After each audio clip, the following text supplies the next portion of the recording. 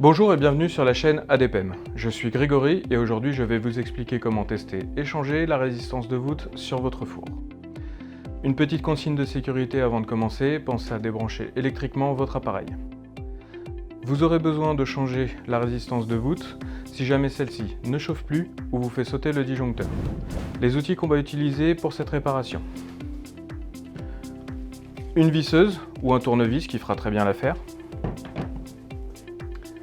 Une paire de gants pour me protéger les mains. Un multimètre pour effectuer nos tests. Une pince pour faciliter l'extraction des cosses. Et un récipient ou un petit verre pour pouvoir garder nos vis. Pendant que je prépare l'appareil, abonnez-vous à la chaîne. On va pouvoir commencer notre réparation. Alors, la résistance de voûte, comme son nom l'indique, elle se trouve ici en haut. Voilà, donc maintenant qu'on a situé notre résistance dans le four, on va pouvoir la démonter par l'arrière. On va commencer par enlever notre panneau arrière. Alors on a deux vis, une ici et une ici. Et là, pour enlever notre panneau, on a juste à pousser un petit peu sur le dessus. On le fait basculer et on le tire. Faites attention, c'est de l'aluminium qui est très coupant. Pensez à mettre vos gants. Maintenant qu'on a enlevé le panneau, on voit l'arrière de notre four et là, on aperçoit les connexions de notre résistance. Donc là, ce qu'on va faire, on voit qu'il y a beaucoup de fils. Avant toute intervention, on va commencer par prendre une photo des connexions pour être sûr de ne pas se tromper quand on va rebrancher nos fils. Donc, ouvrez par exemple votre application photo sur votre téléphone et vous prenez une photo. Maintenant qu'on a enlevé notre panneau arrière et qu'on a pris notre photo des connexions pour être sûr de remettre les câbles au bon endroit, on va pouvoir enlever nos cosses avant de faire nos tests. Donc là,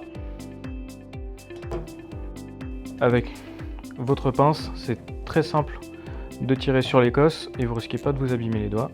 Et on fait attention à celle-ci, c'est la prise de terre, donc très importante pour l'isolation. Voilà. Maintenant, vous pouvez dégager vos fils et on a accès aux cosses pour pouvoir les tester avec notre multimètre. Voilà, donc maintenant on va pouvoir faire notre test. Alors, sur notre résistance de voûte, elle comprend deux résistances en fait. À l'extérieur, c'est la résistance de voûte qui permet de faire chauffer quand vous mettez la position chaleur haute. Et la résistance de grille qui est à l'intérieur, c'est celle qui est utilisée lorsque vous faites un gratin par exemple. Donc, on va tester nos deux résistances.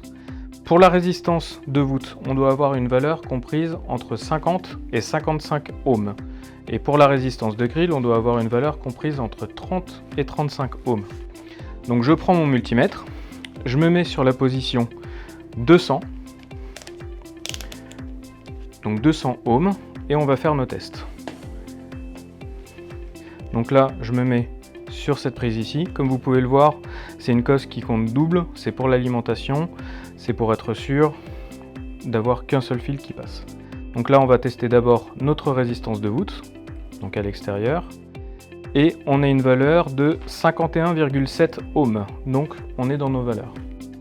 On va tester notre résistance de grille, donc je me mets sur la deuxième partie de la cosse, et là on a une valeur de 31 tout pile, donc on est bien dans nos valeurs également.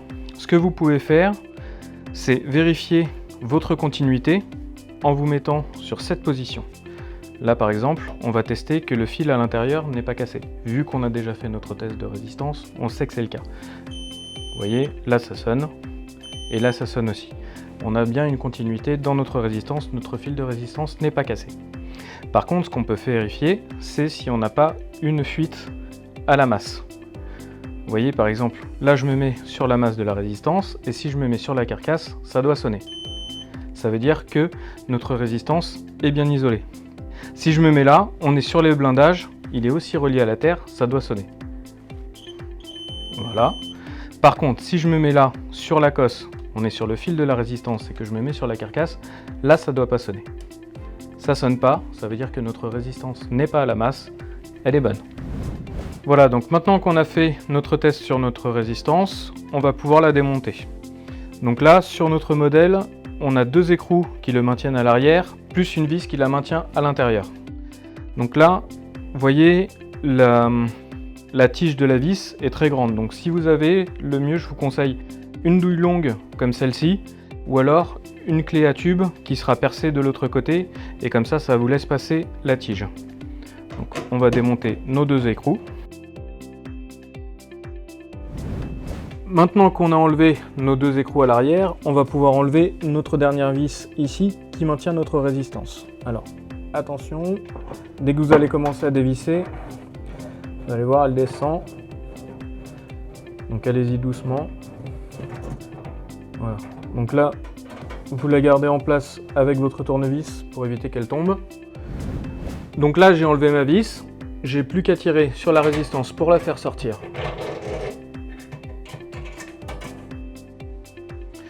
Et voilà notre résistance de voûte. Maintenant qu'on a enlevé notre ancienne résistance, on va pouvoir remettre la nouvelle. Faites attention à ce que le support sur lequel vient se mettre la vis soit bien vers le haut pour pas que la résistance frotte contre le haut du four. Donc là, maintenant qu'elle est dans le bon sens, on va la faire glisser juste au fond. On vise l'ouverture pour les cosses et on la fait glisser. Maintenant qu'on a repositionné notre résistance, on va pouvoir la revisser en haut. Donc là, vous utilisez votre tournevis, vous maintenez la vis et vous la mettez dans le trou qui est dans le haut du four. La serrez pas à fond tout de suite pour bien la mettre bien au fond et là vous pouvez serrer. Voilà. Maintenant qu'on a repositionné notre résistance et qu'on a mis notre vis à l'intérieur, on va pouvoir la refixer à l'aide de nos deux écrous.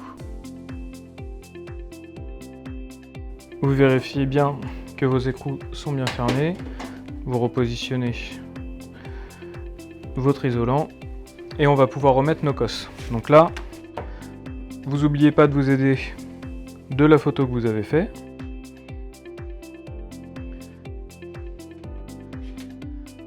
Donc là, ma prise de terre au milieu, mon fil bleu à l'extérieur ici. Ensuite, j'avais un fil gris et un fil jaune. Donc là, mon fil jaune, il vient